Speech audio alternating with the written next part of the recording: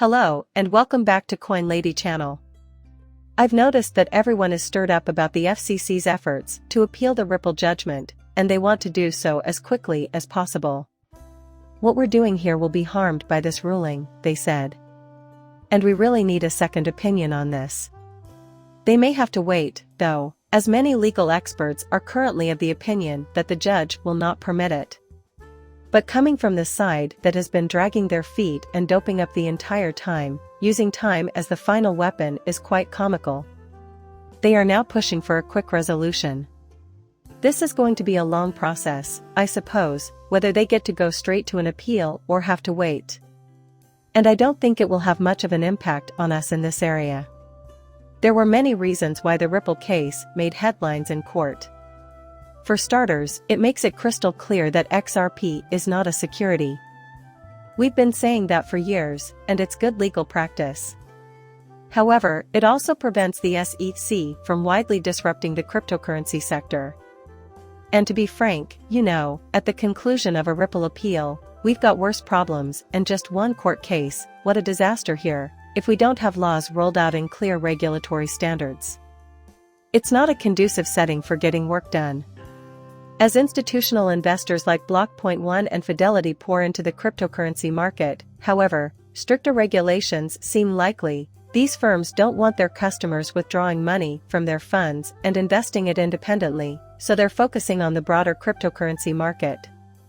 It's not that BlackRock is particularly bullish on cryptocurrencies, rather, like any other company, they recognize the opportunity presented by the demand from institutional and high-net-worth investors. The decision has already resulted in a surge of free listings, and Gemini has now relist XRP, sending its price soaring to $50.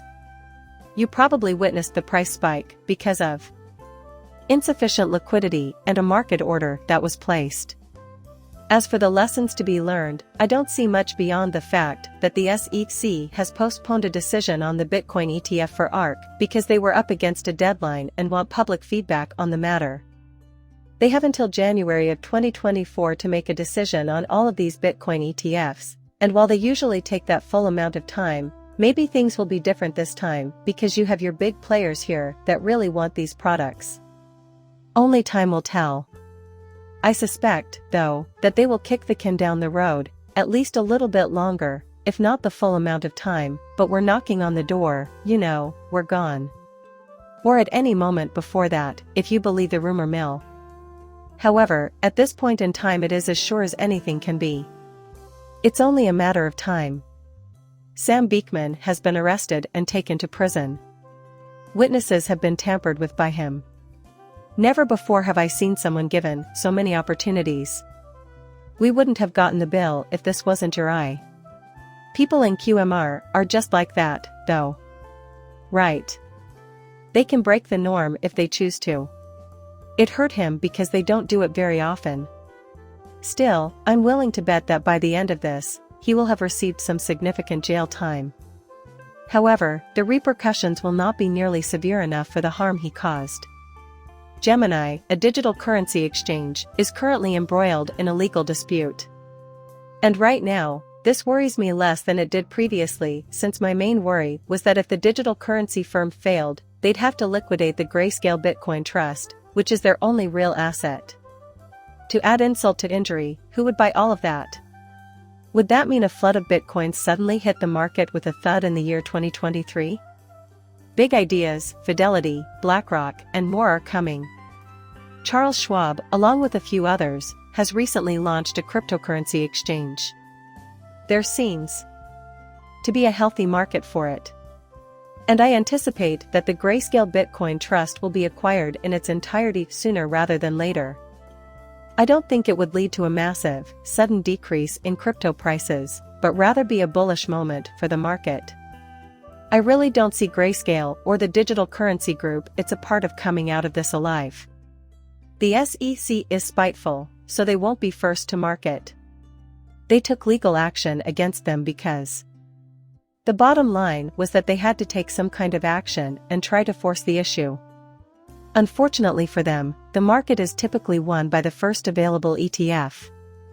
I believe that in this instance, they will give simultaneous consent to the faithfulness, BlackRock, and perhaps one more, but it will not be in shades of gray and will cause them significant harm. Probably should break that off into its own entity. The good news is that there is substantial interest. My guess is that people will devour it.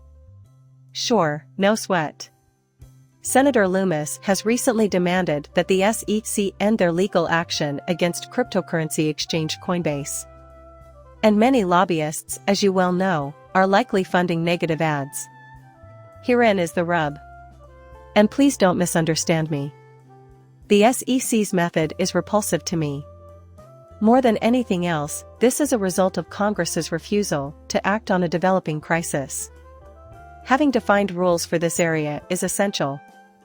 The SEC doesn't have the capacity to regulate cryptocurrencies, but they're told to by the president and other powerful people like Elizabeth Warren and Treasurer Yellen. They're part of this zany gang. Gary Gans, like the rest of us, no doubt received his orders and would do what he was told. This area, however, can no longer be ignored, which is why we have courts to provide a countervailing force. It's not a fantastic place to be if you have to pay the price of breaking free and effectively having no regulatory control. Something must be done about this. That's why I think crypto restrictions are imminent. While I disagree with the SEC's method, I blame legislators for the underlying issue. Without first establishing a foundation, they cannot introduce comprehensive legislation that addresses all of the issues at once. They have a lot of work ahead of them, such as determining how crypto should be categorized and who should have regulatory control over stablecoins and fiat currencies. It's time to leave because this place has become too crowded to stay in. Avoiding the issue is not a viable solution. Now, I've encountered many people in the world who have this dissenting viewpoint. Speculation that Bitcoin will reach a new high before the next halving event is intriguing. And while the cryptocurrency market usually experiences a bull run between 1 and 6 months after a Bitcoin halving, this time around could be different. Caution is warranted. After all, every cycle has its own set of surprises in store. Since nothing like has ever occurred before, it would be unwise to base an entire plan on the assumption that this time will be different. And then there will be this tremendous uptick just before the safe haven. There are, once again, several important criteria that make sense and would cause prices to rise after being cut in half. However, keep in mind that there are cases where the model sock from Plan B actually works. And by the grace of God, it was wrong. You see, guarantees like that, mystical indicators like that, they sometimes fail us. You have to be ready for whatever twists and turns life throws at you. However, I still believe that the real-world metrics of dwindling supply and rising demand for cryptocurrencies will lead to a sustained upward trend in the market and, ultimately, a higher price. It's not just the safe haven that's due to open in April of next year. There are a few other things on that list for which I seriously doubt we will set a new record. However, I remain committed to my fundamental beliefs. No one would be happier than me if we saw crypto go on some early run. I expect at least one more significant drop in price. I'm not sitting on my hands, and I wouldn't YOLO everything I had into this market because a lot of people are thinking pre-havening we're racing all-time highs, but I am dollar cost averaging into value quality assets that I think will be here, for the long run. To put it bluntly, I don't see it happening that way. While I am no longer overly worried about Grayscale going down, there is one issue I would keep an eye on that could destabilize the broader crypto market because the SEC has been somewhat hampered here. I seriously doubt they would be capable of major destruction. Watch out for the Department of Justice, though. I realize that Binance is a global organization that is very successful in many markets, but gosh, can they bring the heat on you? And where the SEC might fall short, the DOJ might be far more powerful if it goes after CZ, if it goes after Binance. Not that I believe it will wreck everything that is ahead, but it may certainly generate some market volatility. They have not yet taken any action. We have known for quite some time that they are preparing. Some folks can't believe they have. Not yet occurred, but it's possible.